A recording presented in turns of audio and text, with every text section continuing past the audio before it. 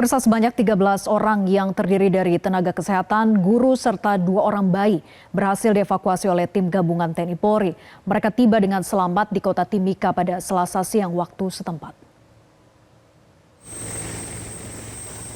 Setibanya di Timika, 13 warga diantaranya 8 orang tenaga kesehatan, 2 bayi dan 3 guru langsung disambut isak tangis rekan dan keluarga yang sudah menunggu sejak pagi di Lanut Yohanes Kapiau, Timika. Setelah bertemu keluarga serta dilakukan pemeriksaan, mereka kemudian dibawa ke Polres Mimika untuk dimintai keterangan. Panglima Kogab Wilhan 3 Letjen TNI Richard Tampu Bolon mengatakan, seluruh proses berjalan dengan baik dan lancar, sementara untuk pos pengamanan di Alama, Pangkogab akan menindaklanjuti dengan mendirikan pos pengamanan guna memberikan rasa aman kepada warga. Dan untuk membahas terkait kronologi evakuasi para sandera ini, kita sudah terhubung dengan Dansatgas Media Korps TNI Habema, Letkol Ar Yogi Nugroho. Selamat malam Pak Yogi. Selamat malam Mbak Vera. Baik, selamat Pak Yogi bisa diceritakan ya bagaimana proses evakuasi para nakes dan guru ini? Apakah mereka ditinggalkan begitu saja oleh KKB ataukah ada proses penyerahan dari pihak KKB sendiri? Baik Mbak Vera, kami sebelumnya akan menjelaskan secara singkat bahwa operasi evakuasi terhadap jenazah almarhum Glenn Malcolm Koning, pilot berkebangsaan Selandia Baru yang meninggal dunia karena ditembak oleh OPM pada hari Senin tanggal 5 Agustus 2024 kemarin. Selain itu, kegiatan evakuasi ini juga dilakukan untuk mengevakuasi beberapa warga sipil, yakni tenaga kesehatan, guru, serta beberapa anak-anak yang sebenarnya mereka semula akan melaksanakan tugas pelayanan kesehatan di sana, kemudian juga tugas pengajaran di distrik Alama ini. Namun karena terjadi insiden kemarin, mereka menginginkan untuk dievakuasi dari distrik tersebut. Kegiatan evakuasi ini sejatinya dilakukan sejak hari Senin kemarin, Mbak Vera. Namun karena kendala cuaca, sehingga kegiatan evakuasi baru bisa dilaksanakan hari Selasa tadi pagi.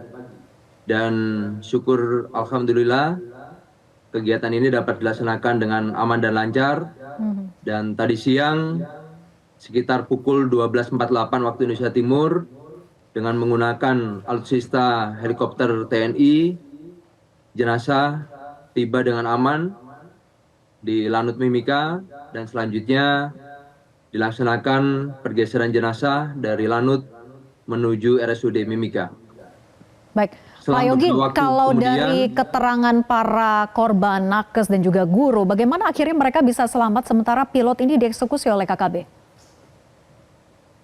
Jadi tindakan yang dilakukan oleh OPM di lokasi, data awal menunjukkan bahwa mereka melakukan tindakan kekerasan ini terhadap pilot, sedangkan penumpang yang lainnya dibiarkan atau tidak dilakukan tindakan apa-apa, dan akhirnya masyarakat berupa tenaga kesehatan, guru, dan anak-anak ini dapat kita evakuasi dalam keadaan selamat, Mbak.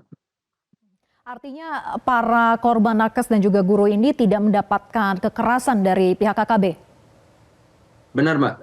Jadi kondisi mereka secara fisik sehat. Jadi tadi saat kita menerima kedatangan mereka di Lanut Mimika, kita laksanakan pengecekan kesehatan baik ini fisik maupun psikis.